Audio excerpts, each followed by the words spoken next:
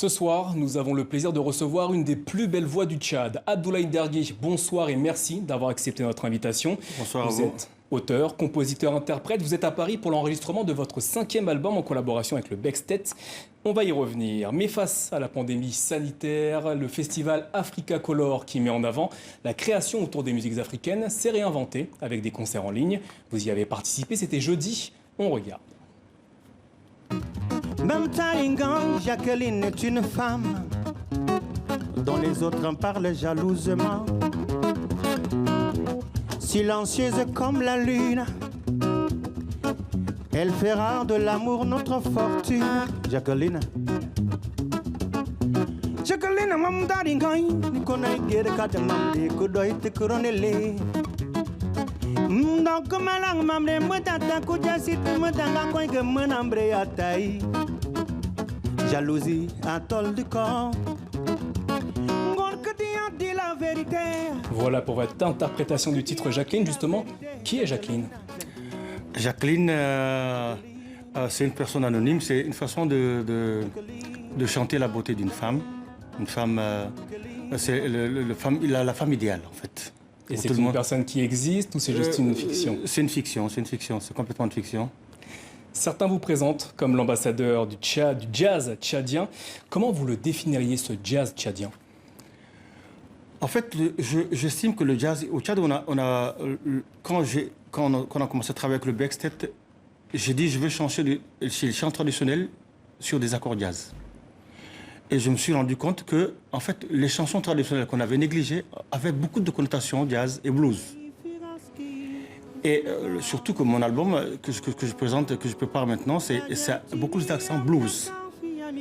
Et ce que je défendrais, j'ai dit, le blues, c'est vrai, le jazz, il est né du blues, mais le blues, il est parti d'Afrique. J'explique ça comment, parce que le blues, le blues est américain. Mais la base, l'âme du blues se trouve en Afrique. Et ça se trouve dans chacun de nos petits pays, le Tchad, le Sénégal, le Mali, le Burkina Faso, le Cameroun, et tous ces pays-là, les fractions du blues sont dans ces pays-là. Et moi, j'apporte la fraction du blues qu'il y a au Tchad. Dans les différentes chansons qui parlent, les chansons qui parlent de deuil, les chansons qui parlent de l'ironie, les chansons ironiques, il y a aussi le blues, des chansons de griots. Vous dites également qu'il existe 3 sortes de jazz. Quelles sont-elles?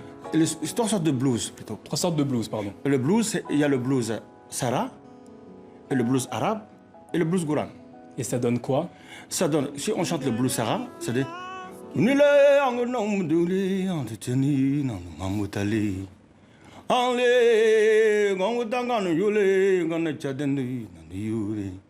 Ça, c'est le blues Sara. Et le blues arabe, du Chari Bagrimi, ça fait...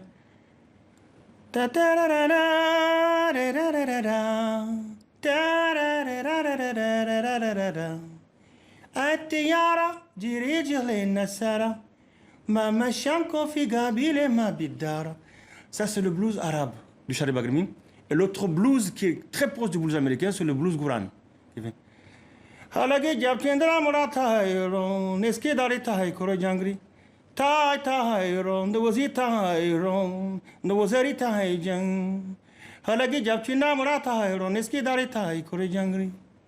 Ça, c'est ce jazz, c'est le nord, il y a le nord, le centre et le sud. Et c'est ces 3 parties du pays qui se retrouvent dans ce blues-là. Et c'est un blues le blues Gouran est très proche du blues américain. Eh bien, vous parlez justement de votre pays, divisé en 3 parties, notamment pour le jazz. Notre correspondant s'est rendu sur place, sur vos traces, afin de savoir quels étaient les lieux qui alimentaient, qui nourrissaient votre inspiration. Voyez ce reportage réalisé par Nesta Yamgo et commenté par Théa Bazdarevich. 7 heures du matin, au cœur du quartier de Kabbalah N'Djamena. Début de journée en chanson pour ces élèves de CE2.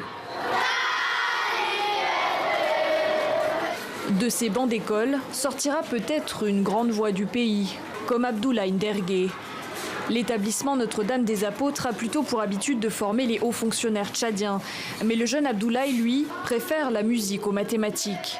Son ami d'enfance, désormais directeur de l'école, se souvient. Je le moquais, j'ai dit, mais toi, Abdoulaye, la musique, c'est quoi? Il dit, oh, tiens, moi, je suis la voix des sans-voix. Je vais porter la voix de sans-voix, je vais chanter Et c'est comme ça qu'il nous animait. À quelques encablures de l'école, cet habitant du quartier suit depuis le début celui que l'on considère être l'une des plus belles voix du Tchad. Et parfois, s'il y a des attroupements, il venait souvent faire ces répétitions à l'intérieur de la cour. Et lorsqu'Abdoulaye n'est pas chez lui, c'est dans ces ruelles étroites qu'il pousse la chansonnette. À Kabalaï, la musique est partout. Elle résonne à chaque coin de rue.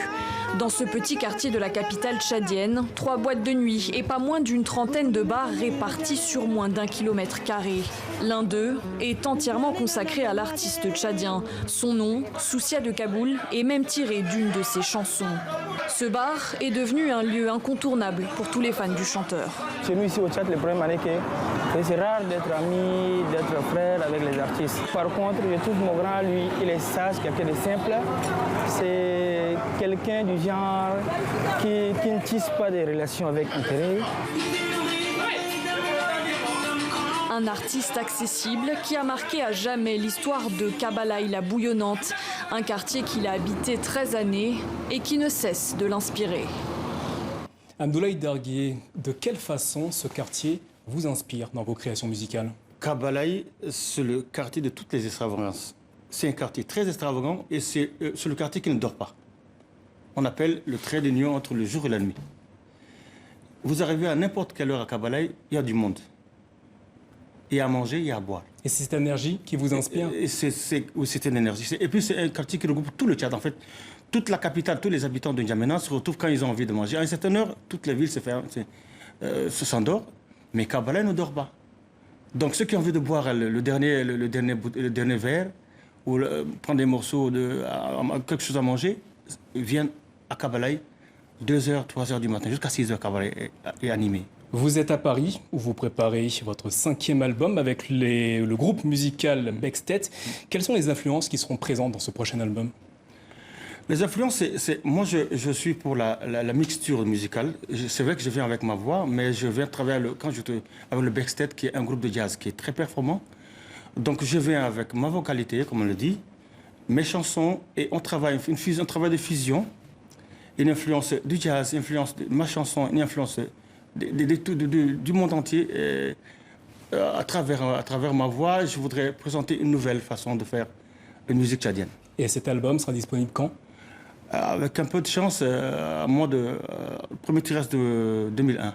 Eh bien, vous reviendrez nous en parler. Justement, vous parlez de vos vocalités. On va se quitter avec vos vocalités en provenance du Tchad. C'est comme ça qu'on va terminer cette édition.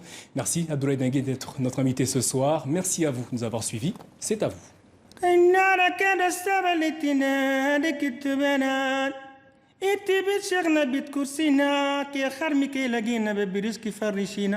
بقلمك هزجينا هميكي مرة رزينة تجد جدا سمينة أكلنك شبينا قسمنك إيرينا الماء بيريدك إن شاء الله ما هيجينا هننايا هننايا هننايا بالتمجرين اللاوي بالتمجرين اللاوي.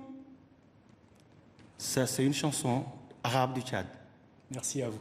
Merci à vous également.